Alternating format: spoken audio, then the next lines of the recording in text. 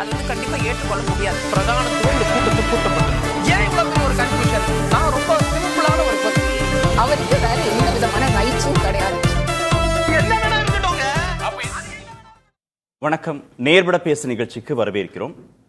திரு விஜயகாந்தை போல பெரிய பாதிப்பை உண்டாக்குவார் திரு விஜய் என்று அமமுக பொதுச் செயலாளர் திரு தினகரன் பேட்டியளித்திருக்கிறார்.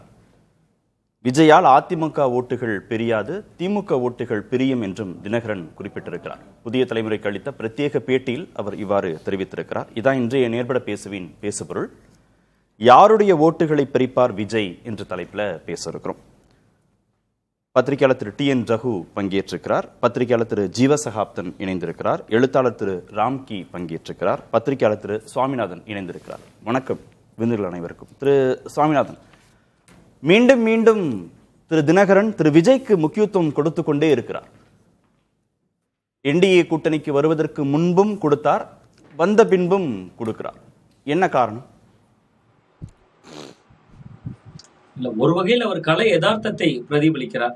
விஜய் அவர்களுடைய தாக்கம் வீச்சு இந்த தேர்தலில் அதிகமாக இருக்கும் என்பது கலை யதார்த்தம். டிடிவி தினகரன் அவர்கள் அந்த விதத்தில் அது மனதில் பட்டதை சரி என்று சொல்வதை பேசியிருக்கிறார். இன்னொன்று, அதிமுக கூட்டணியில் தன்னோட முக்கியத்துவத்தை வெளிக்காட்டுவதற்கும் விஜயனுடைய முக்கியத்துவத்தை சொல்ல வேண்டிய தேவை அவருக்கு இருக்கு. அதிமுக கடந்த சட்டமன்ற தேர்தலில் கிட்டத்தட்ட ஒரு 21 தொகுதிகளில் தென் மாவட்டமும் டெல்டா பெல்ட்டும் சேர்த்து அமமுகவால் தோல்வி அடைந்தது. இந்த முறை தான் உள்ள சென்றிருக்க சூழல்ல அது அதிமுகவுக்கு எவ்வளவு முக்கியத்துவம் வாய்ந்தது அப்படின்னு சொல்றதுக்கு அவருக்கு ஒரு வலுவான காரணம் வேணும். சோ இங்க பாருங்க, வெளியில களத்துல விஜய் ரொம்ப வீரியம் பெற்று வர்றாரு. இந்த சூழல்ல அதிமுக கூட்டணிக்குள்ள தான் வந்திருக்கேன் அப்படிங்கிறத தன்னோட முக்கியத்துவத்தை தானே பேசுறதை விட இன்னொரு புதிய எதிரி வந்திருக்கிறார், அவருடைய முக்கியத்துவத்தை பேசுவதன் மூலமா அமமுகவோட முக்கியத்துவத்தை அதிமுகவில் இருக்கக்கூடிய தலைவர்களுக்கும் கடத்த முடியும், அந்த இந்திய அலையன்ஸுக்குள்ளேயும் சொல்ல முடியும் அப்படிங்கக்கூடிய ஒரு எதிர்பார்ப்பு அவருக்குள்ள இருக்கு. பட் நிச்சயமா அவர் கலை யதார்த்தத்தை தான் குறிப்பிடார். விஜயகாந்த் அவருடைய தாக்கத்தை விட கூடுதலான தாக்கத்தை நிச்சயமா விஜய் ஏற்படுத்துவார். அந்த வகையில் அவருடைய கூற்று மிக மிக ஒரு சரியான பார்வையை தான் முன்வைக்கிறார் அப்படின்னு தான் தோன்றுகிறது.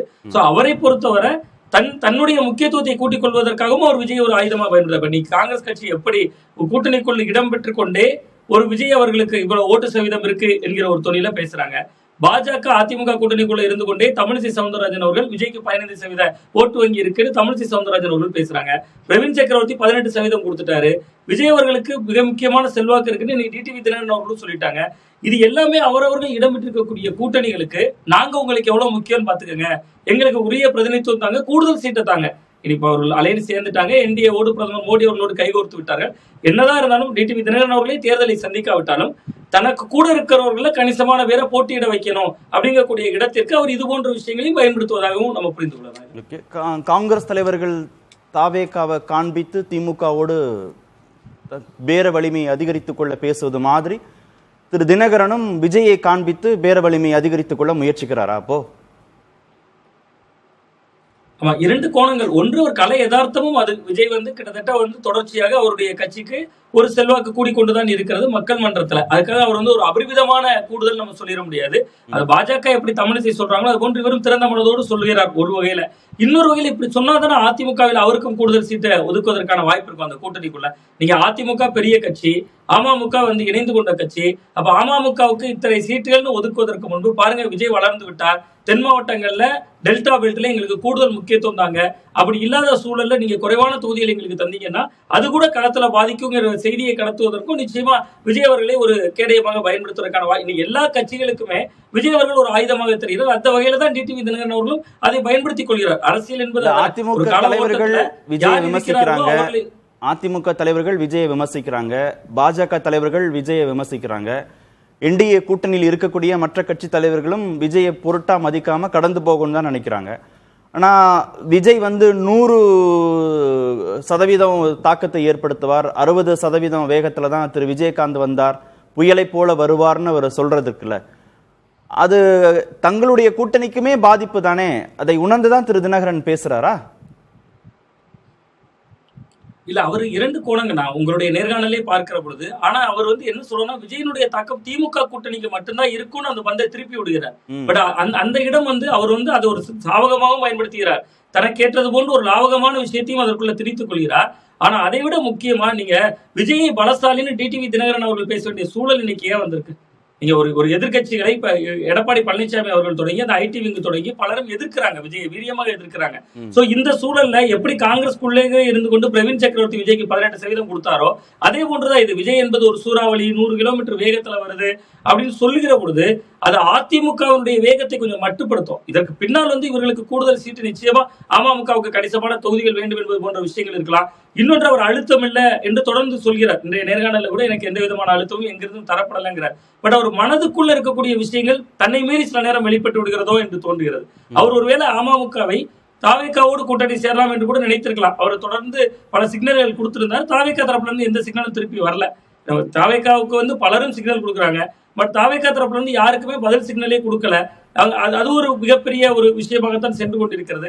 சோ இந்த இடத்துல தினகரன் அவர்கள் அமமுக அதிமுக அலையன்ஸ்குள்ள வந்துட்டாலும் கூட அவர் கலை யதார்த்தத்தையும் சொல்றாரு, தன்னோட முக்கியத்துவத்தை வெளிப்படுத்துவதற்காகவே இந்த ஆயுதங்களை பயன்படுத்துறாரு அப்படின்னு பாருங்க. ஓகே, திரு ஜீவசாகப், திமுகவுடைய வாக்குகளை தான் அதிகமாக திரு விஜய் பிரிப்பார்.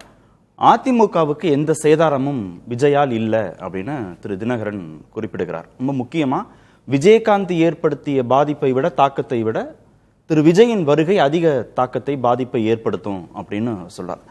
திரு சாமிநாதன் அது கள யதார்த்தம்னு சொல்றார். உண்மையிலேயே கள யதார்த்தம் அப்படிதான் இருக்கா? கள யதார்த்தம் அப்படிங்கிறத நம்ம தெரிஞ்சுக்க கொஞ்சம் நாள் இருக்குது. ஆனால் விஜய்க்கு ஒரு கூட்டம் வருது. இந்த மாதிரியான ஒரு கூட்டம் அப்படிங்கிறது எல்லோருக்கும் ஒரு பிரமிப்பு ஏற்படுத்துது. ஒரு பெரிய ஒரு அலை இருக்குது, ஒரு சுனாமி மாதிரி இவங்க வராங்க அப்படிங்கிற அந்த தாக்கத்திலேருந்து எல்லாருமே கருத்து சொல்கிறாங்க. என்னை பொறுத்தவரைக்கும் டிடிவி அவர்கள் உங்களுக்கு கொடுத்த பேட்டியில் இப்போ நீங்கள் நல்லா கவனித்து பாருங்கள், அமமுக இப்போ அவங்க கூட்டணி சேர்ந்து ஒரு 10 நாள் இருக்கும்னு நினைக்கிறேன். அப்போ உங்களுக்கு கொடுக்கும்போது அவர் எதற்காக விஜயை பற்றி பேசணும்னு நான் நினைக்கிறேன். முதல்ல அவர் பேசியிருக்க வேண்டியது, எங்களுடைய கூட்டணி தலைவர் எடப்பாடி, நாங்கள் தான் முதலமைச்சராக போகிறோம், திமுக கூட்டணி ஒன்றும் இல்லாமல் போக போகுது, இப்படி தானே அவர் பேசணும். இவர் எதற்காக விஜயகாந்த் ஒப்பீடு இது இவ்வளவு குளோரிஃபை பண்ண வேண்டிய அவசியம் இல்லை அப்படிங்கிறது என்னுடையது. அது திமுக வாக்குகளை பிரிக்கிறாரு, அதனால திமுகவுக்கு பாதகம், அதிமுக பாஜக கூட்டணி ஆட்சி பொறுப்புக்கு வருவதற்கான சாதகமான சூழல் இருக்கு அப்படி சொல்லலாம். அதாவது பார்க்கலாம். இதை எப்படி அணுகி இருக்கணும்னா, திமுக அதிமுக மாதிரி கட்சிகள் எப்போதும் இந்த மாதிரி வர கட்சிகளை ரொம்ப ஒரு இடதுபுறத்தில் தள்ளக்கூடிய வகையில் தான் அணுகியிருக்கிறாங்க. அது வேற ஒன்றும் இல்லை. 96 வைகோ வரும்போது திமுக உடைத்து கொண்டு வைகோ வர்றாருன்னா அது அதிமுகவுக்கு சாதகம் தானேன்னு ஒரு செய்தியாளர் கேட்கும்போது ஜெயலலிதா அம்மையார் சொல்கிறாங்க, எனக்கு போட்டி கருணாநிதி மட்டும்தான். அவங்க நினச்சிருந்தா அந்த நேரத்தில் வைகோ ஸ்டிமுலேட் பண்ணிக்கலாம், அவங்க திமுக ஓட் பேங்க் பிரியுதுன்னு. அவங்க அப்படி சொல்லலை. அவங்க அதில் தெளிவாக இருந்தாங்க. இங்கே பாருங்கள், தமிழ்நாடுனா 2 தான், நான் கலைஞர் 2 பேர் தான் போட்டிங்கிறதுல தெளிவாக இருந்தாங்க. இந்த மாதிரி விஷயம் சலசலப்புக்கெல்லாம் அவங்க ஒரு விஷயமாவே அதை பார்க்கல. ஆனால் இன்றைக்கி விஜய் வந்த உடனே இவங்க எதுவும் விஜயகாந்த் இங்கே தாக்கத்தை ஏற்படுத்தினாலும் அது ஒன்றும் பெரிய விஷயமா இல்லையே. அதாவது அவர் ஒரு தனித்து கூட்டணி இல்லாமல் ஒரு 8 விழுக்காடு வாங்கினாரு, மக்களவையில் 10 விழுக்காடு வாங்கினாருங்கிறது ஒரு பெரிய விஷயமா பார்க்கப்படுதே ஒழிய அதுக்கு அடுத்து அவங்க ஒன்றும் பண்ணலையே. அதுக்கப்புறம் கூட்டணி வச்சு எதிர்கட்சி தலைவரானாரு, அதுக்கப்புறம் ஒன்றுமே இல்லாமல் போயிட்டாங்க. அதுதான் விஜயகாந்தோட ஒப்பிடுமே அதுதான். இப்போ விஜயகாந்தோட இவங்க ஒப்பிடுறாங்க. ஆனால் ரெண்டுக்கும் ஒரு வித்தியாசம் இருக்கிறதா பார்க்குறேன். விஜயகாந்த் என்னதான் இருந்தாலும் சினிமாலேருந்து வந்தாலும் ஒரு கட்டமைப்போடு தான் வந்தார். அவர் கிட்டத்தட்ட ஒரு 92, 93 அந்த கான்செப்டை திட்டமிட்டு உருவாக்கி தனது படங்களை அரசியல் படங்களா ஒரு சமுதாயத்தில் ஒரு ஒழுக்கமாக இருக்கணும், இந்த மாதிரி ஒரு பிஎன்சி சென்டர், கிராமம், பெண்கள் இவங்களை குறி வச்சு அவர் 8 விழுக்காடு வாங்கினார். ஆனால் விஜய்கிட்ட அப்படி ஒரு டார்கெட், அப்படி ஒரு ஒழுங்கு இருக்கிற மாதிரி தெரியல. அவர் முழுக்க ஒரு சினிமாக்காரராக இருந்து திடீர்னு அரசியலில் குதிச்சிருக்காரு. விஜயகாந்த் அப்படி குதிக்கல. அவர்கிட்ட ஒரு நேர்த்தியான பாதை இருந்தது. அரசியலில் டைரக்டாக இல்லைனாலுமே எல்லா படத்துலையும் கொடியை காமிக்கிறது, மோதிரத்தை காமிக்கிறது, கட்சி கொடிகளை கட்டுவதுன்னு 2006 எலெக்ஷனுக்கு 93 இருந்தே விதை போட்டுக்கிட்டு வந்தார். பாமகவை திட்டமிட்டு அடிக்கணுங்கிறத வாஞ்சிநாதன் படத்துலேருந்தே அடிச்சுக்கிட்டு இருந்தார். அவர் பாமகவை தான் டார்கெட் பண்ணி எல்லா படத்துலையும் பேசுவார். குறிப்பாக சாதி கட்சியில் விமர்சனம் பண்ணி வல்லரசு நரசிம்மாலாம் அப்போல்லாம் அவர் அரசியலுக்கே வரலையே. 2000 தானே, 2006 வரப்போகிற எலெக்ஷனுக்கு அதுக்கு முன்னாடி இருந்தே தன்னோட டார்கெட் யாருன்னு பண்ணார். கரெக்டாக வட தமிழகத்தில் போய் நின்னார். பாமகவை தொடர்ந்து அடித்தார், அதே மாதிரி வட தமிழகத்தில் நின்னார். ஆனால் திரு விஜயகாந்த் 2006 வாங்கின 8.4% விழுக்காடு வாக்குகள்னால திமுக பெரும்பான்மை பலத்தோடு வராமல் போவதற்கு ஒரு வாய்ப்பு இருந்துச்சு. ஒரு மைனாரிட்டி அரசுன்னு மீண்டும் மீண்டும் திருமிகு ஜெயலலிதா பேசுவதற்கான ஒரு சூழல் கண்டிப்பா ஏற்படுத்தினாங்க. இன்னும் சொல்ல போனா அதிமுகவும் அது காலி செஞ்சது. ரெண்டு கட்சியிலும் இருந்தே ஓரளவுக்கு சரிசமா அது பிரித்தது தான் நம்ம பார்க்கணும். ஒப்பீட்டளவில் யாருக்கு பாதிப்பு அதிகம்? விஜயகாந்த் வரவால 2006 திமுகவுக்கா அதிமுக? மதிமுகவுக்கு பெரிய லெவல் அடி விழுந்தது. மதிமுக கட்சியா பாத்தீங்கன்னா மதிமுக சவுத்துல அடி வாங்குச்சு. பாட்டாளி மக்கள் கட்சி, விடுதலை சிறுத்தைகள் பெரிய லெவல் அடி வாங்குச்சு. மதிமுக அதிமுக கூட்டணியில் இருந்தது, அதுக்கும் அடி. அப்புறம் பாமக விடுதலை சிறுத்தைகள் அந்த நேரத்தில் மிகப்பெரிய அடியாக இருந்தாங்க. ஏன்னு கேட்டிங்கன்னா பாமக வந்து அந்த 2006 உங்களுக்குலாம் தெரியும், பாமக இருக்கிற கூட்டணி தான் ஜெயிக்கும். பாமகவோட ஒரு கூட்டணி வச்சுட்டா திமுகவோ அதிமுகவோ, இப்போதானே திமுக இருந்தார், அதுக்குள்ளேயே அதிமுகவாங்க. பாமக ஆன வெற்றி தான், அது மக்களவையோ சட்டமன்றமோ. இந்த நிலையை உடைச்சவர் வந்து விஜயா இருந்தாங்க. அந்த அந்த கோபம்லாம் இன்னும் வந்து பாமகவுக்கு வந்து இல்லாமலாம் இருக்காது கடைசியா. ஏன்னா 2006க்கு அப்புறம் தான் பாமகவுக்கு வந்து தோல்வியே வருது. வட தமிழகத்துல உங்க ஓட் பேங்கை பிரிக்க ஒருத்தர் வந்துட்டாரு அப்படிங்கிற ஒரு மைண்ட் செட் வந்தோன்னா அரசியல்வாதிகளும் வந்து பாமகக்கான இடத்த குறைக்க ஆரம்பிச்சிட்டாங்க. பாமக இருந்தாதான் ஜெயிக்குங்கிறது போய் என நிலை வந்தது. ஸோ வட தமிழகத்தில் பாமகவை கணிசமாக குறைச்சாரு. விடுதலை சிறுத்தைகள் ஓட்டும் பெரிய லெவலில் கணிசமாக குறைஞ்சது. திருமாவளவன் அவர்களே வருத்தத்தோட சொன்னார், என் பின்னாடி ஏன்பா கூட்டுறீங்க, நான் என்ன சினிமாவில் நடிச்சேனா, கதாநாயகிகளோட கட்டி பிடிச்சி ஆடினேனா, என் பின்னாடி ஏன் வரீங்க, போங்க சினிமாக்காரங்க பின்னாடியே போங்கன்னு திரும்ப ரொம்ப வேதனைப்பட்டு ஒரு மீட்டிங்லலாம் பேசினார். அவர் திரும்பி சொன்னார், ராமதாஸ் பக்கம் வன்னியர் போனா கூட பரவாயில்ல, வன்னியர்களும் அவங்க பக்கம் போறீங்க, பறையர்களும் விஜயகாந்த் நடிகர் பக்கம் தானே போறீங்கன்னு வேதனைப்பட்டார். அப்போ ஓட் பேங்க் வைகோ, அது வைகோ உடஞ்சது ஏன்னு உங்களுக்கு தெரியும். சாதி ரீதியான ஓட்டுகள் வைகோக்கு போயிட்டு இருந்தது, உடஞ்சிச்சு. எந்த அளவுக்குன்னா ஜெயலலிதா அம்மையாரே விஜயகாந்த் வந்துட்டார்ல, இனி வைகோலாம் வேணாங்கிற முடிவு எடுக்கக்கூடிய அளவுக்கு விஜயகாந்த் வந்து அந்த ஓட் பேங்கை வந்து பிரிச்சாங்க. அப்புறம் பாமக ஓட் பேங்க் பெரிய அளவு பிரிஞ்சு பிசிகா, ஏடிஎம்கே ஓட் பேங்க்லையும் வந்து உங்களுக்கு பழைய, அதாவது ஜெயலலிதா மீது அதிருப்தி கொண்ட பழைய எம்ஜிஆர் ரசிகர்கள் ஓட்டுகள் விஜயகாந்துக்கு வந்தது. ஏன்னா அவர் வந்து குறி வச்சதே எம்ஜிஆர் ஓட்டுகளை தான். அது கரெக்டா அந்த ஜானி எம்ஜிஆர் இருந்து வேன் வாங்கினார், பிரச்சார வாகனத்தை வாங்கினார், கருப்பு எம்ஜிஆர் பேசிட்டு ஒரு ஆன்டி ஜெயலலிதாவை 20 வருஷமா பேசிட்டு இருந்தார். இப்போ ஏழஜாதி படத்துலலாம் ஜானகியை தோக்கடிச்சிட்டிங்களேன்னு ஒரு டயலாக் வச்சிருப்பாரு. அது நடந்து கொண்டு இருக்குது ஜெயலலிதா ஆட்சி. அப்போ ஜானகியை தோக்கடிச்சிட்டிங்களேன்னா என்ன அர்த்தம், ஜெயலலிதாவை ஏன்டா ஜெயிக்க வச்சிங்கிறது அந்த வசனத்தோட அர்த்தம். லியா தலிகார் எழுதின வசனம் தான் அது.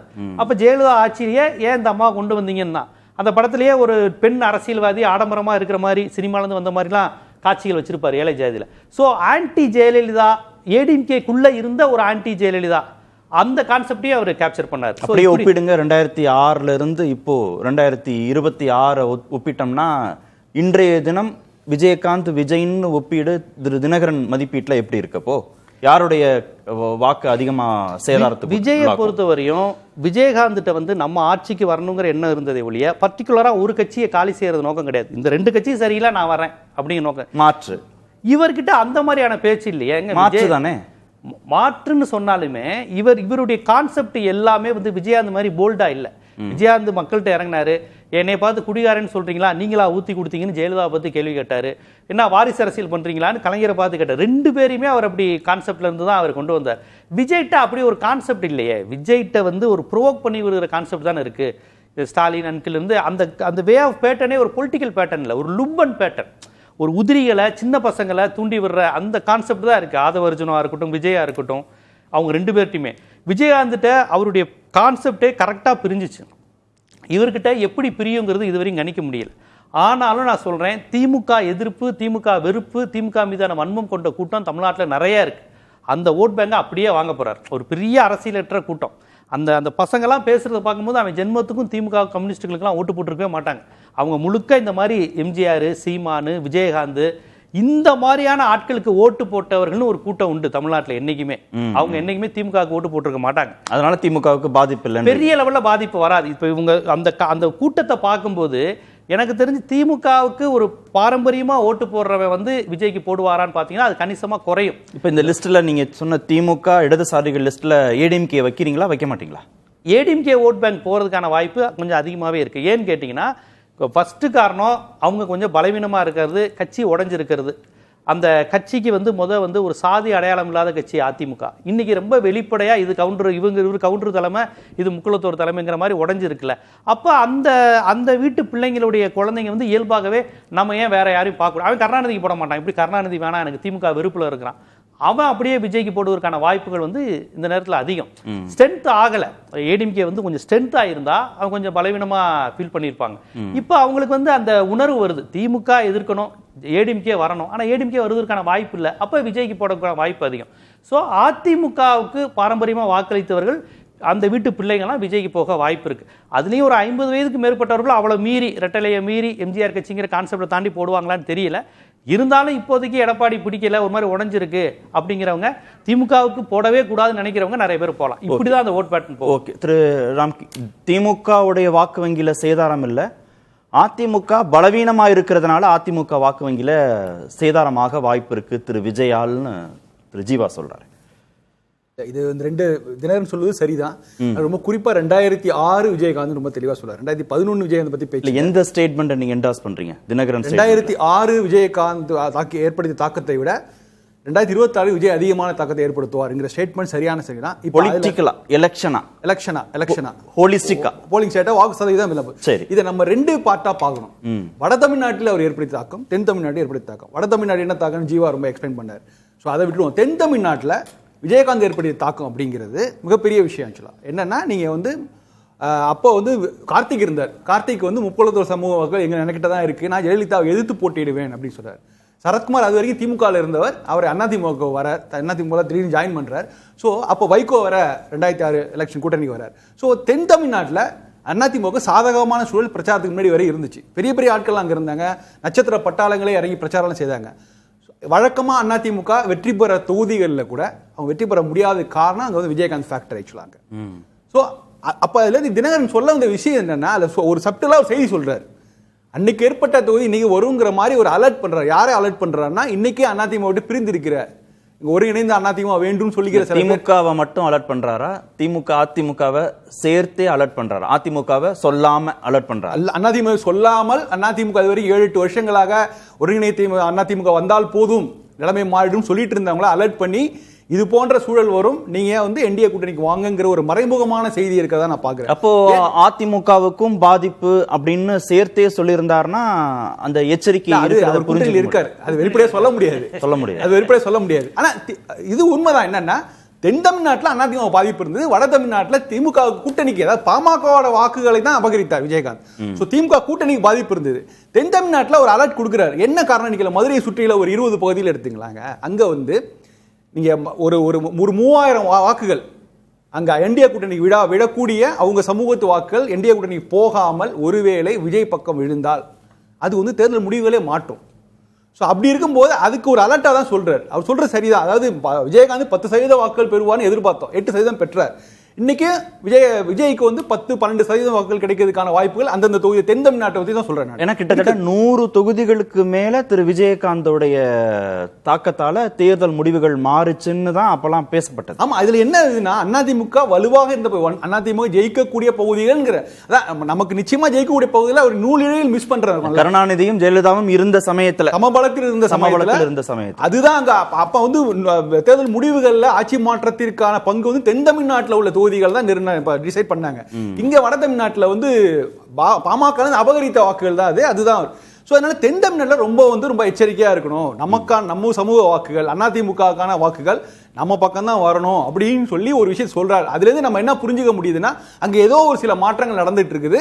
அதாவது அதிமுகவுக்கும் அமமுகவுக்கும் எதிரான விஷயங்கள் செய்யும் போது அதை வந்து இந்த பக்கம் நம்ம எதிராக போயிடக்கூடாதுங்கிறதுக்காக ஒரு முன்னெச்சரிக்கை. இதுல 2 விஷயம். ஒண்ணு, என்னோட முக்கியத்துவத்தை புரிஞ்சுக்கோங்க, அமமுக முக்கியத்துவத்தை புரிஞ்சுக்கோங்க, என்னோட முக்கியத்துவத்தை புரிஞ்சுக்கோங்க மட்டும் திரு எடப்பாடி பழனிசாமிக்கு செய்தி சொல்றாரா, இல்ல திரு ஓபிஎஸ் திருமிகு சசிகலாவை உள்ளடக்கிய ஒருங்கிணைந்த அதிமுக இல்ல ஒருங்கிணைந்த என்டிஏ கூட்டணின்னு அந்த 2 பேர் தரப்புடைய முக்கியத்துவத்தை சேர்த்து இங்க சொல்ல வர்றாரு? அந்த 2வது தரப்புக்கு தான் நேரடியான செய்தியா இருக்கு. ஏன்னா வந்து தென் தமிழ்நாட்டில் வந்து ஒருங்கிணைத்த அதிமுக வந்தால் எல்லாம் நடக்கும்னு சொல்லி சேலஞ்ச் பண்ணவங்க அவங்க தான். ஸோ அதனால இதுல அதிமுகவுக்கோ பாஜகவுக்கோ பெரிய ரோல் கிடையாது. இப்போ இவங்களுடைய இதை நிரூபிக்க வேண்டிய கட்டாயம் அவங்களுக்கு இருக்கு. ஸோ அப்படி இருக்கும்போது தாங்களுக்கான சமூக வாக்குகள் செல்வாக்கு வந்து மடைமாற்றம் செய்யப்பட்டு விடக்கூடாதோ, ஒரு ஈவன் 2000-3000 வாக்குகள் கூட பிரிந்து வேறு தரப்பு இருக்கு. அது திமுக கூட நான் சொல்ல, விஜய்க்கு நாம் தமிழருக்கு போனால் கூட அது மொழிகளை மாற்றும் அப்படிங்கிற ஒரு மறைமுக செய்தி அங்க இருக்கதா பாக்குறேன். இதுக்கு யாரு, அதாவது ஒரு அலர்ட் பண்றாரு. ஸோ அவங்க என்ன, எடப்பாடி பழனிசாமி இல்ல, இப்ப ஓபிஎஸ் சசிகலா தரப்பை அலர்ட் பண்றதா நான் புரிஞ்சுக்கிறேன். ஏன்னா அவங்களுடைய சில நகர்வுகள் பார்க்கும்போது சேலஞ்ச் பண்ற நகர்வுகளா இருக்கும்போது அவங்களுக்கு அலர்ட் பண்ற, நீங்க எதிர்த்து சில இருக்காதீங்க, உள்ள வந்துருங்க, இரட்டைலைக்கு எதிராக போயிடாதீங்கிற ஒரு மறைமுக செய்தி இருக்கிறதா நான் பாக்குறேன். இதுல வந்து எடப்பாடி அவர்கள் ஆக்ஷன் எடுக்கிறதுக்கான எந்த இதுவும் கிடையாது. அது வந்து இந்த இடத்தை முழுக்க சரி செய்ய வேண்டிய பொறுப்பு பாஜக தான் இருக்கு. அவங்க அதுல தான் ஃபோக்கஸ் பண்றாங்க. தென் தமிழ்நாடு திருப்பரங்குன்றதுல ஆரம்பிச்சு அதிகமான ஃபோக்கஸ் பாஜக தான் ரொம்ப கவனம் செலுத்துறாங்க. ஸோ அதனால பாஜக முன் வந்து சரி செய்ய வேண்டும்.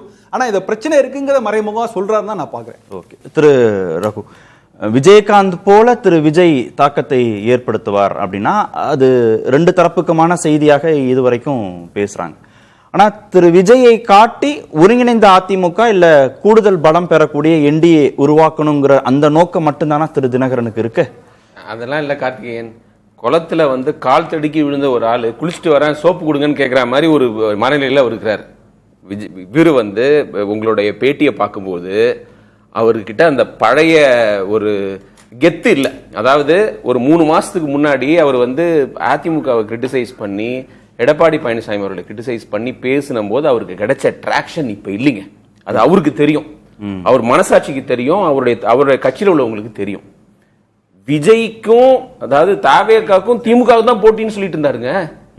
திமுகவுக்கு அடுத்தபடியா தாவேக்கா வந்துடும் 3வது இடத்துக்கு போயிடுன்னு 1 மாசத்துக்கு முன்னாடி சொல்லிட்டு இருந்த டிடிவி உங்க பேட்டியில ஏன் விஜயை பத்தி வேற மாதிரி பேசுறாரு அப்படின்னா, அல்லது வந்து விஜய் டாபிக் ஏன் கொண்டு வராருன்னா, நீங்க எடப்பாடி பழனிசாமியோட எப்படி இணக்கமா போவீங்கன்னு கேட்க முயற்சி செய்றீங்க. அதை தடுக்கிறதுக்காக டைவர்ட் பண்றதுக்காக இதை கொண்டு வராரு. அந்த அன்கம்ஃபர்டபிள் கொஸ்டினை நீங்க கேட்டக்கூடாது அப்படிங்கிறத திரும்ப திரும்ப அவர் வந்து ஒரு நோக்கமாவே பயன்படுத்தி இந்த விஜயை கொண்டு வராரு. இங்க சம்பந்தமே கிடையாது. லாஜிக்கலா பாத்தீங்கன்னா விஜய் வந்து அதிக பாதிப்பு வந்து ஏடிஎம்கேக்கு தான் ஏற்படுத்துவார். இந்த ஒரு சூழ்நிலையை பாருங்க. விஜய் கட்சியே ஆரம்பிக்கல, திமுக கூட்டணி பிளஸ் அதிமுக கூட்டணி தான் இப்ப இருக்குது.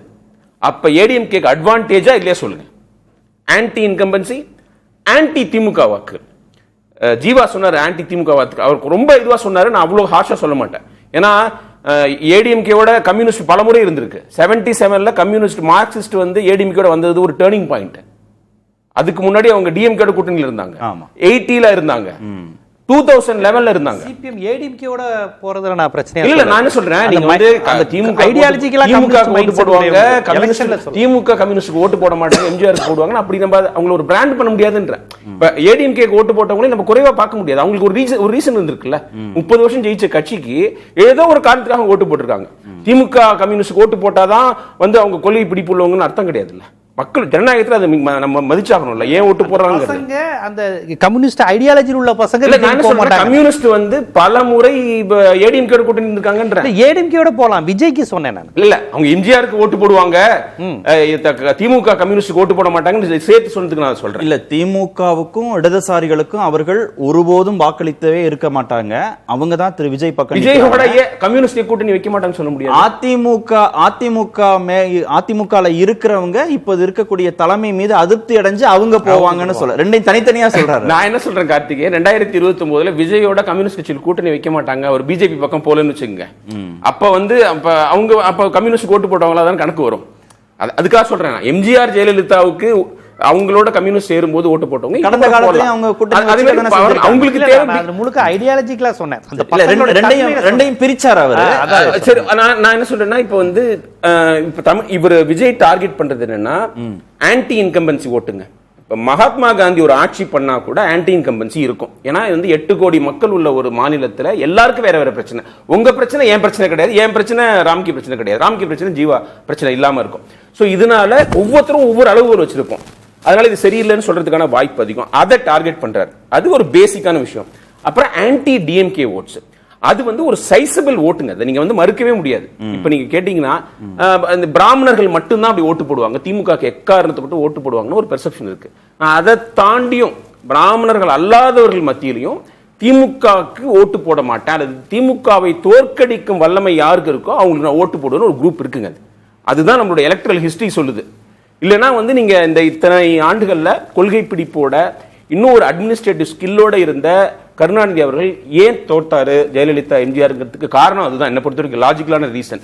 அந்த வாக்குகளை அவர் டார்கெட் பண்றாரு. ஜான் ஆரோக்கியசாமியோட கட்சி ஆரம்பிக்கிறதுக்கு முன்னாடி விஜய் பேசின பேச்சுல இதுதான் பிரதானமா இருந்திருக்கும். அவருக்கு திமுகவோட வரப்பு தகராறு கிடையாது, பெரிய பிரச்சனை எதுவும் கிடையாது. அவங்க குடும்பத்தை சேர்ந்த ஒரு டிவியோட அவர் தொடர்ந்து ப்ரொடக்ஷன்லாம் பண்ணிக்கிட்டு இருக்காரு. சினிமால ஹிஸ்டாரிக்கலா ப்ராப்ளம் கிடையாது. உதயநிதி எனக்கு பிடிச்ச நடிகர் விஜய் எல்லாம் சொல்லியிருக்காரு. அந்த சண்டை இல்லாம அவர் ஏன் வந்து இப்ப அந்த சண்டையை கிளப்புறாருன்னா, தமிழ்நாட்டில் ஆன்டி டிஎம்கே ஓட்ஸ்க்கு இன்னும் உயிர்ப்பு இருக்கு, அதை நம்ம பயன்படுத்திக்கணும்னு ஜான் ஆரோக்கியசாமி. இதுதான் நம்மளோட 1 பாயிண்ட் அஜெண்டா. பிஜேபி கொள்கை எதிரின்னு சொன்னா கூட நம்ம அதுல கூட டிவியேட் ஆகக்கூடாது, டிஸ்ட்ராக்ட் ஆகக்கூடாது. ஏடிஎம்கே முக்கியமான கட்சியா இருந்தாலும் அவங்களை பத்தி பேசக்கூடாதுன்னு அவங்க முடிவு பண்ணதுக்கான காரணம் இது. சோ 2 ஆயிடுச்சு. டிஎம்கே ஓட்டு வந்து ஏடிஎம்கே பக்கம் போகாம நம்ம பக்கம் நகர்ந்துரும். ஆமா, ஏடிஎம்கே ஓட பிரெட் அண்ட் பட்டர்ங்க அது ஆன்டி டிஎம்கே ஓட்ஸ். அந்த கட்சி வந்ததே வந்து திமுக எதிர்த்து, கருணாநிதி அவர்களை எதிர்த்து வந்த கட்சி அது. அடிமடியிலே கை வைக்கிற விஷயம் இது. அதுதான் நான் ஆரம்பத்திலே நம்ம சேனல்ல சொல்லிக்கிட்டு இருக்கிறேன். ஏடிஎம்கே வந்து அப்பவே ரியாக்ட் பண்ணிருக்கணும். திமுக மட்டும் விஜய் டார்கெட் பண்ணும்போது திமுகவை டார்கெட் பண்ணதா நாங்க இருக்குமே. எங்க கட்சி தோன்றினதுக்கு காரணமே திமுக எதிர்ப்பு தானே. ஏடிஎம்கேவோட டிஎன்ஏவே அதானே. டிஎன்ஏ அப்படி இருக்கும்போது நீங்க யார் அதை சொல்றதுக்கு? உங்களோட எங்களுக்கு ஸ்ட்ராங்கான காரணம் உண்மையா இருக்குல்ல. எம்ஜிஆருக்கு வந்து தேவை, அவர் 71 எலெக்ஷன் அவ்வளவு கஷ்டப்பட்டு உழைச்சு அவருக்கான இது கிடைக்கல, அவருக்கான அந்த பலன் கிடைக்கல. ஜெயலலிதா வந்து ஒரு பெண்ணா இருந்து அதை வந்து திமுகவை எதிர்த்தாங்க, அவங்க வந்து இன்சல்ட் செய்யப்பட்டாங்க. அதனால அவங்களுக்கு ஒரு காரணம் இருக்கு. உங்களுக்கு என்ன காரணம் இருக்குன்னு ஏடிஎம்கே கேட்டிருக்கணும்ல, கேட்காம இருந்த தப்பு. இப்ப 2வது அதிகம் எடுத்துக்கிறாங்க. 3வது இன்னொரு பெரிய டார்கெட் பண்றது ஏடிஎம்கே வாக்குகளை. நம்ம எல்லாருக்கும் தெரியும் திமுக அளவுக்கு ஏடிஎம்கே உள்ளவங்க கொள்கை பற்றலாம் பெருசா கிடையாது. அவங்களுக்கு டிஎம்கே பிடிக்காது. அப்படி வளர்த்து, அதாவது எம்ஜிஆர் ஜெயலலிதாவும் அப்படிதான் அவங்கள இது பண்ணிருக்காங்க, பழக்கப்படுத்திருக்காங்க. இந்த இப்ப சொல்ற தீய சக்தின்னு அவர் எடுத்திருக்காருல்ல, அது அவங்க கொடுத்தது தானே. அவங்க பிளே புக்ல இவர் எடுத்து பயன்படுத்துறாரு.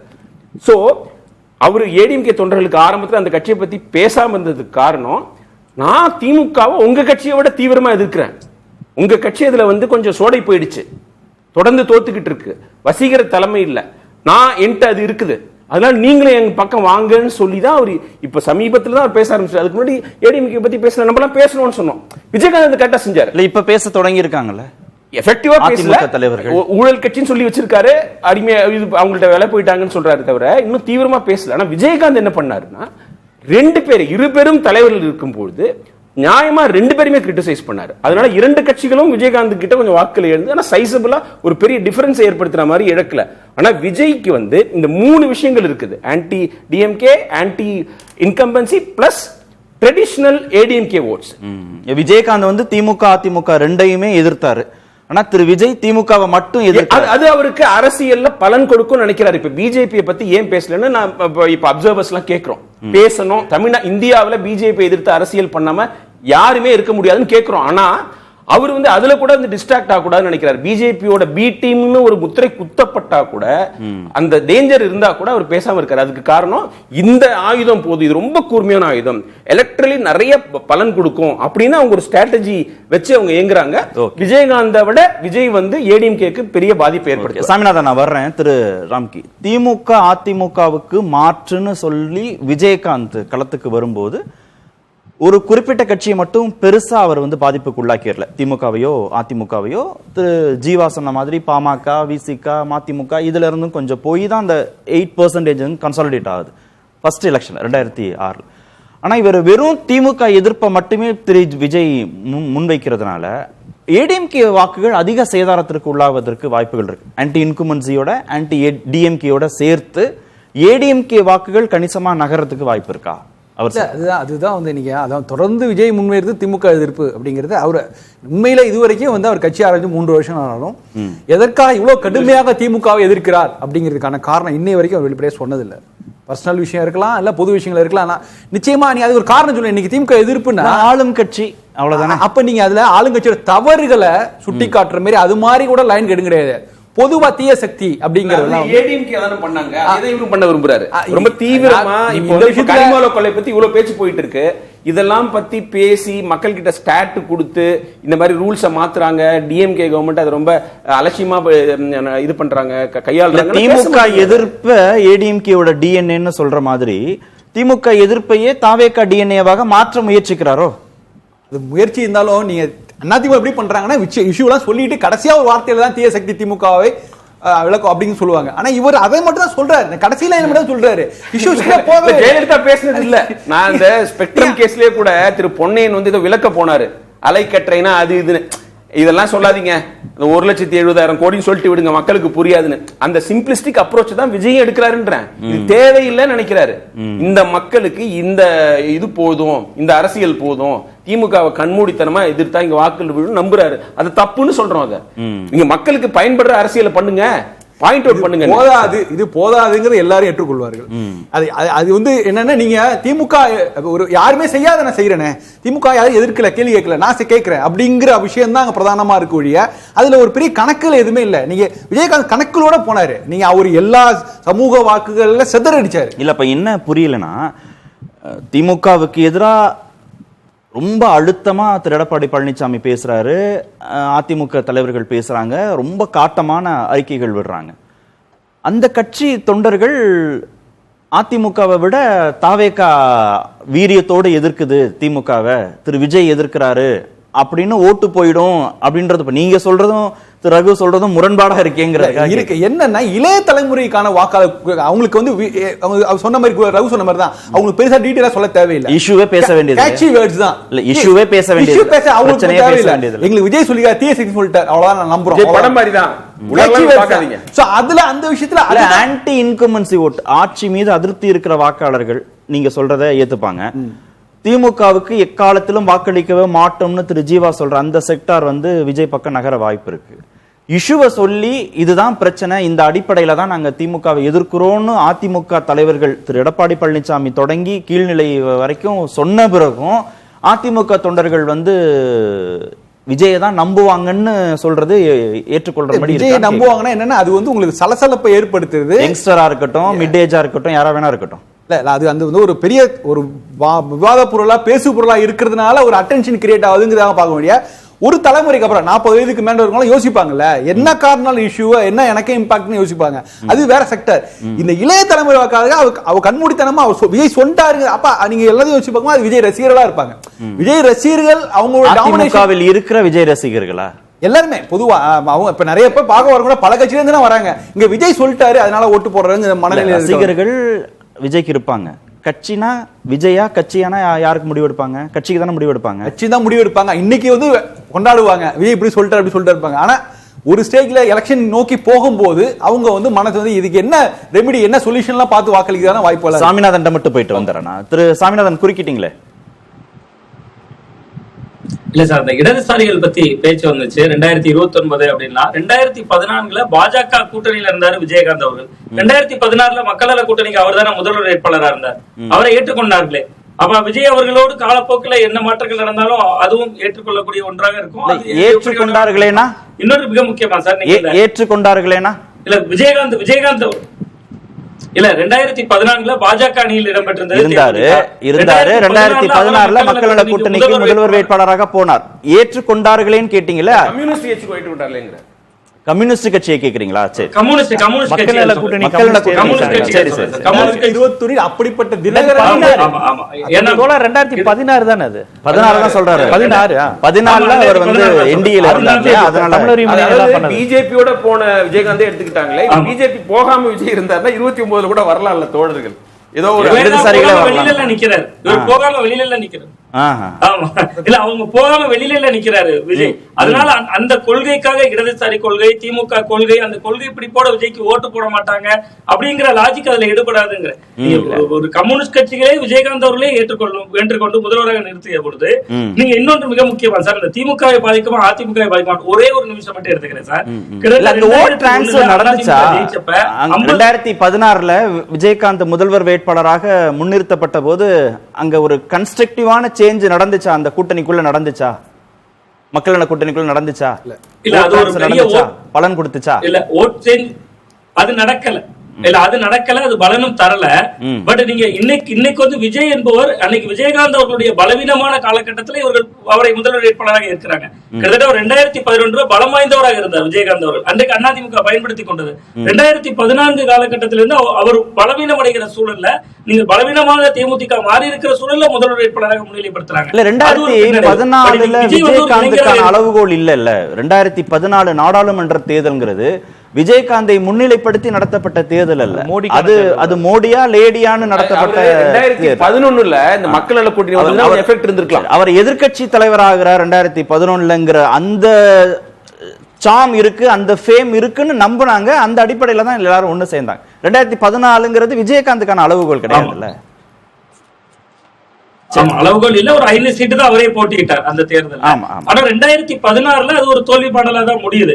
பட் இப்ப இங்க திமுக ஓட்டை அவர் பாதிக்கிறாரு, அதிமுக ஓட்டை பாதிக்கிறாருன்னா அதிமுகவுக்கு வர வேண்டிய அரசுக்கு எதிரான மனநிலை கொண்ட ஓட்டை கடுமையாக பாதிக்கிறார் விஜய் அவர்கள்.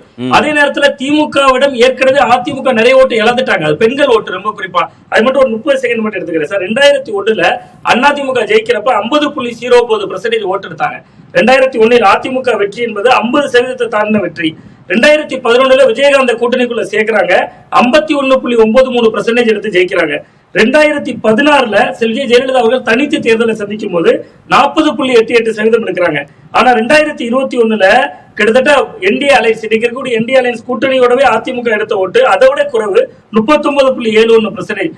ஜெயலலிதா அவருடைய காலத்துல மிக்சி கிரைண்டர், மின்விசிறின் பல்வேறு வகையான ஸ்கீம்களுடைய வழியா பெண்கள் ஓட்டு எல்லாம் அதிமுக கிடைத்தது. அந்த பெண்கள் ஓட்டு எல்லாம் இப்ப திமுகவுக்கே ஸ்கிப்ட் ஆயிருக்கு. கிட்டத்தட்ட நீங்க மகளிர் உரிமை தொகை அது இதுன்னு நிறைய திட்டங்கள் வழியா, விடியல் பயணம் வழியா பெண்கள் ஓட்டு அதிமுக திமுகவிடமே இழந்திருக்கு.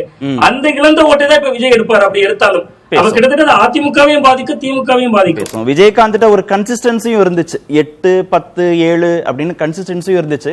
அதனாலையும் கூட்டணி வைக்கிறதுக்கு கட்சிகள் முன் வந்தாங்க. ஒரு ஃபண்டமெண்டல் டிஃபரன்ஸ் என்னன்னா, விஜயகாந்த் செஞ்ச அரசியல் எனக்கு பிடிச்சிருந்தது. அவருடைய போல்டான அப்ரோச், 2 பெரும் தலைவர்களை எதிர்க்கிற அந்த தைரியம், ஏதோ ஒரு கிளாரிட்டி இருந்தது அவர்கிட்ட. அந்த 2005 அரசியலுக்கு வந்தபோது விஜய்கிட்ட அது இல்லைன்னா கூட நீங்க அந்த ரசிகர் கூட்டத்தை கம்பேர் பண்ணும்போது விஜய்க்கு நிச்சயமா அதிகம். ஸோ அது ஏடிஎம்கே தான் இம்பாக்ட் பண்ணுன்றேன். இப்போ ஒரு 15% 20% சொல்றாங்கல்ல, அது மேல ஏற ஏற அது டிஎம்கே ஸ்வீப்புக்கு தான் வழிவகுக்கும். அதுதான் லாஜிக். 3 கார்னர் கான்டெஸ்ட்ல விஜய் நாம் தமிழ் சேர்த்தா 4 கார்னர் கான்டெஸ்ட்ல. ஸோ அப்படி இருக்கும்போது தினகரன் இப்போ விஜய் 100 கிலோமீட்டர் ஸ்பீடு அதெல்லாம் சொல்றது ஒரு டிஃப்ளெக்ஷன் ஸ்ட்ராட்டஜி தான். நீங்க எடப்பாடி பழனிசாமி முதலமைச்சராகிறதுக்கு எப்படி நீங்க ஒர்க் பண்ணுவீங்க நீங்க கேட்டக்கூடாது. அதுக்கு ஒரு ஷீல்டு இது.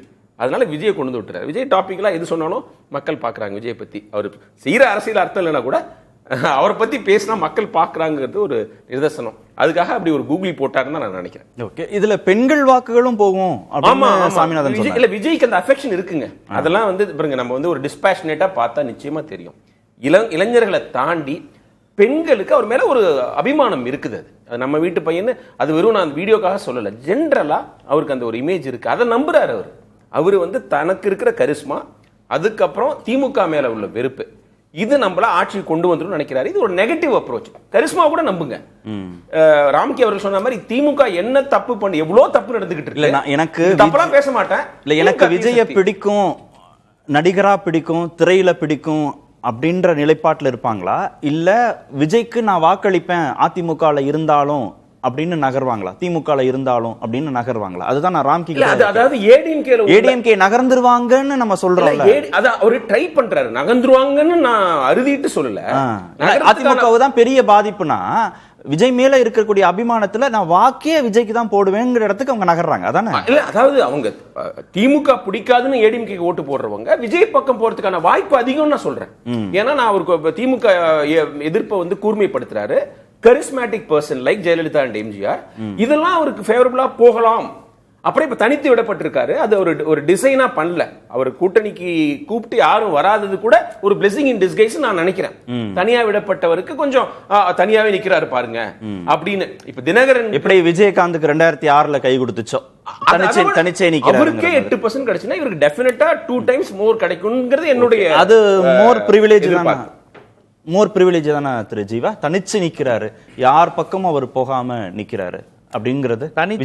தனித்து நிற்கும் போது வழக்கமா அவங்களுடைய டார்கெட் சீமானா இருக்கட்டும், யார் வந்தாலும் இந்த திமுக பிடிக்காத அந்த ஒரு 10-15% ஓட்டு அப்படிங்கறத முழுமையா அவங்க எடுக்க வாய்ப்பு இருக்கு. அது பிரிவிலேஜ் தான்.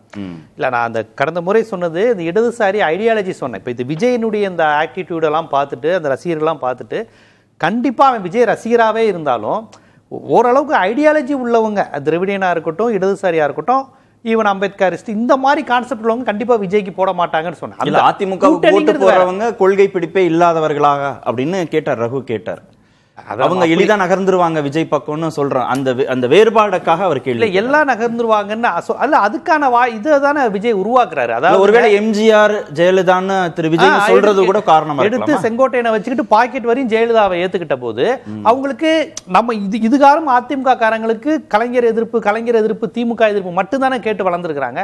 அதை இதை விட விஜய் நல்லா பண்றாருங்கிறப்ப அந்த ஓட்டு பிரிய வாய்ப்பு அதிகம்னு சொன்னேன். வேற அண்ணாமலை அதை தானே பண்ணாரு. நான் தான் எதிர்கட்சி, என்னன்னு கேட்டா திமுகவை நான் திட்டிகிட்டே இருப்பேன், ஏதாவது டிஎம்கே ஃபைல்ஸ் அது உண்மையோ பொய்யோ ஏதோ ஒன்று போட்டு உடைச்சிக்கிட்டே இருந்தார்ல. எடப்பாடி அமைதியா இருந்தார்ல, எடப்பாடியை வச்சுக்கிட்டே நாங்க தான் எதிர்கட்சி நைனா நாயந்தன் சட்டமன்றத்தில் சொன்னாங்கல்ல. அப்ப ஏடிஎம்கேவை சைலண்ட் பண்ணி காலி செஞ்சுதானே அண்ணாமலை பாஜக தங்களை ஹைப்பா காமிச்சுக்கிட்டாங்க. அதே மாதிரி தான் விஜயும் பண்றாங்க. எடப்பாடியை வச்சுக்கிட்டே அண்ணாமலையும் ஏடிஎம்கேவை காலி செஞ்சாரு, இப்ப விஜயும் ஏடிஎம்கே காலி செய்யக்கூடிய வேலையில பண்ணிக்கிட்டு இருக்காங்க. அது மட்டும் இல்லாம திமுகவுக்கு எந்த பாதிப்பும் இல்லையா? பாதிப்பு இல்லை அப்படின்னு நம்ம சொல்ல முடியாது. ஏன்னா இப்ப நீங்க சொல்ற மாதிரி திமுக ஆட்சிக்கு எந்த ஒரு கட்சி வந்தாலுமே ஆட்சி செய்யும் போது அதுக்கு ஒரு எதிர்ப்பு மனநிலை கொண்டவங்க இருப்பாங்க. அவர்களுக்கு வடிகாலா விஜய் இருப்பாரான்னு பாத்தீங்கன்னா அதுலயுமே ரொம்ப ஒரு மேலோட்டமான ஆட்கள் தான் விஜய்க்கு போடுவாங்க. இந்த ஆட்சி நம்ம எதிர்பார்த்த மாதிரி இல்லை அப்படின்னு 1008 குறைகள், தனிப்பட்ட பிரச்சனைகள் இந்த மாதிரி ஏதாவது வச்சிருக்கிறவங்க விஜய்க்கு போகலாம். அதுலயுமேங்க இப்ப ஆசிரியர் போராட்டம் இந்த மாதிரி விஷயங்கள் இருக்குல்ல, இந்த ஐடியாலஜிகள் உள்ளவங்க விஜய்க்கு போக மாட்டாங்க. திமுக மீது ஒரு எதிர்ப்பு விமர்சனம் ஒரு பாதிப்பு இருந்தா கூட ஏடிஎம்கே தான் சாய்ஸா, ஏடிஎம்கே மாதிரி கட்சியை அவங்க யோசிக்கலாம், இல்லைன்னா திமுகவுக்கே போடலாம். ஏன்னு கேட்டீங்கன்னா அந்த ஆக்சுவலா நீங்க 2006 பாமக ஓட் பேங்க் போச்சு, மதிமுக ஓட் பேங்க் போச்சு, விசிக ஓட் பேங்க் போச்சு, விஜயகாந்துக்கு 8% எடுக்கிறார். இங்க 15-20 ஒரு பெர்சன்டேஜ் பேசுறாங்க இல்லையா விஜய்க்கு. இப்போ ஒரு மேஜர் சங்க் நகரணும்னா இன்னைக்கு இருக்கிற பாமகல இருந்தோ, இன்னைக்கு இருக்கக்கூடிய விசிகா கிட்ட இருந்தோ, இன்னைக்கு இருக்கிற மதிமுக கிட்ட இருந்தோ மேஜர் சங்க் நகர்ந்து போறது இல்லை. அதுவும் 8க்குள்ள அது சுருங்க போறதும் இல்லை விஜய்க்கு அப்படின்னு யோசிச்சா 15-20 விஜய் வாங்குவாரு. அதே சமயத்துல இந்த கட்சிகளுடைய வாக்கு சதவீதம் ரெஸ்ட்ரிக்டடா தான் இருக்குன்னா இந்த மேஜர் சங்க் எங்கிருந்து போகணும்? ஒன்னு டிஎம்கேல இருந்து கொஞ்சம் போகணும், ஏடிஎம்கேல இருந்து போகணும், அப்படிதானே போகணும். இல்ல ஏடிஎம்கேல இருந்து மட்டும் போகணும்னு வரையறுக்க முடியுமான்னு ஏடிஎம்கே அதாவது திமுக எதிர்ப்புன்னு வச்சுக்கோங்க. திமுக எதிர்ப்பு மனநிலைங்கிறப்ப நாம் தமிழர் திமுக எதிர்ப்பு மனநிலை தான். நாம் தமிழருக்கு போட்டவங்க எல்லாருமே ஈழ விடுதலையும் பேசுறாரு, பிரபாகரனை பேசுறாருன்னு சொல்லி போட்டவங்க கிடையாது. திமுக திட்டமா திமுக ஒரு ஊழல் கட்சி தானே அப்படின்னு சீமான் பேச அப்படி போட்டவங்களும் உண்டு. எல்லாருமே ஐடியாலஜிக்கு போட்டிருக்க மாட்டாங்க. ஐடியாலஜிக்கா உள்ளவங்க நாம் தமிழருக்கு போடுவாங்க, சீமான் ஐடியாலஜி தான் சரின்னு. ஆனா நாம் தமிழருக்கு ஓட்டு போட்ட மற்ற திமுக வெறுப்பாளர்கள் விஜய்க்கு போக வாய்ப்பு இருக்கு. அந்த மாதிரியான கான்செப்ட். அதே மாதிரி பாஜகவுக்கு ஐடியாலஜிக்கே போட்டவங்க மாற மாட்டாங்க.